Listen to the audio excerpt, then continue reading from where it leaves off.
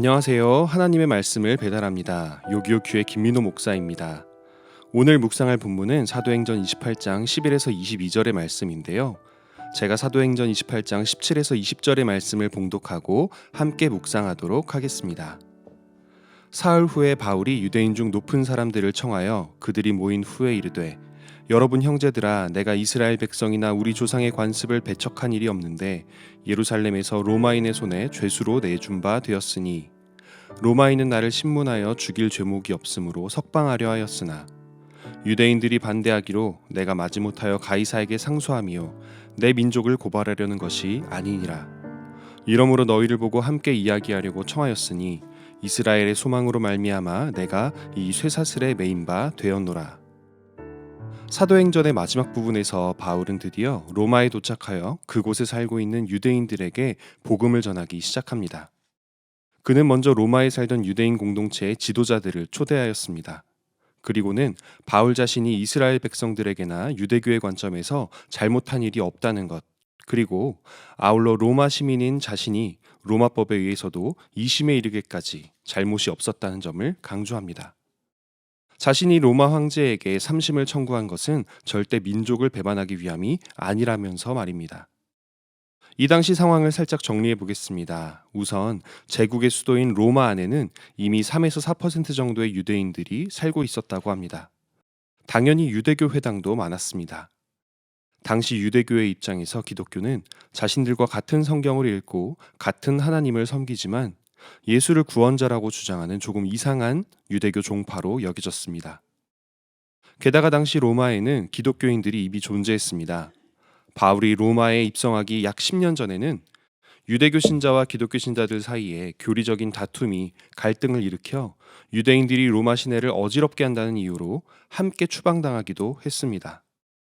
이 와중에 바울은 로마에 사는 이방인들을 전도하기 위해 왔다가 먼저 유대인들, 자신의 동족이자 하나님을 오래전부터 섬긴 민족인 이스라엘의 자손들에게 먼저 복음을 전하려 했던 것입니다. 그러면서 바울은 이렇게 말합니다. 이스라엘의 소망으로 말미암아 내가 이 쇠사슬에 매인 바 되었노라.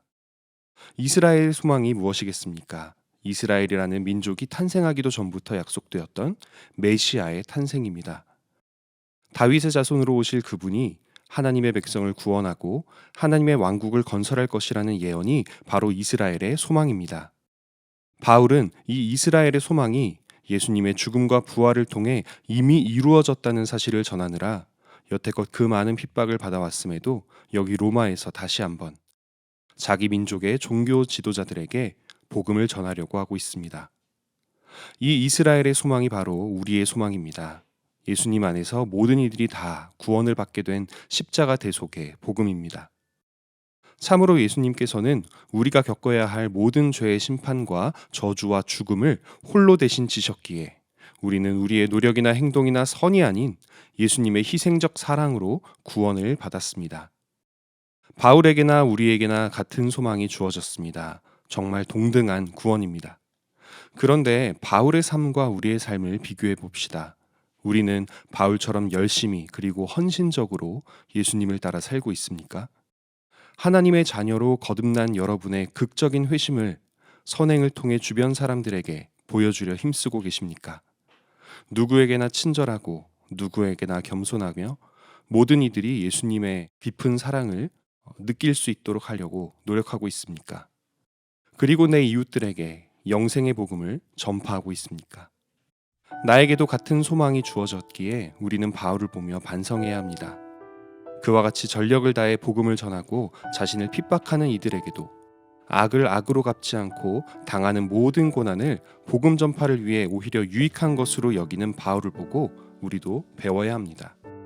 분명 같은 구원의 소망이 주어졌으나 바울에게 그것은 값비싼 것으로 여겨졌는데 우리에게는 값싼 것으로 여겨지면 안 됩니다. 그리스도의 구원 사역이 값싼 것으로 여겨질 때 그 십자가 공로로 구원을 받은 우리의 영혼감 역시 스스로가 값싼 것으로 여기는 것이나 다름이 없기 때문입니다. 우리 모두는 성경에 나오는 사도 바울을 비롯하여 베드로나 빌립이나 요한이나 스데반이 받은 것과 같은 부활과 영생의 소망을 가지고 있습니다. 이 소망은 이미 십자가에서 실현된 것입니다. 예수님은 자신의 역할대로 십자가에서 순종하셨습니다. 이제 우리의 몫이 남아 있습니다. 우리에게 주어진 구원을 값비싼 것으로 여기는 마음으로 우리 삶의 구석구석을 주님의 사랑으로 채우고 모든 인간관계와 일과 봉사를 통해 주님의 사랑을 전파합시다. 오늘의 말씀을 이렇게 적용하기를 원합니다. 첫 번째, 내가 받은 구원과 부활의 은혜를 묵상하는 시간을 가집시다.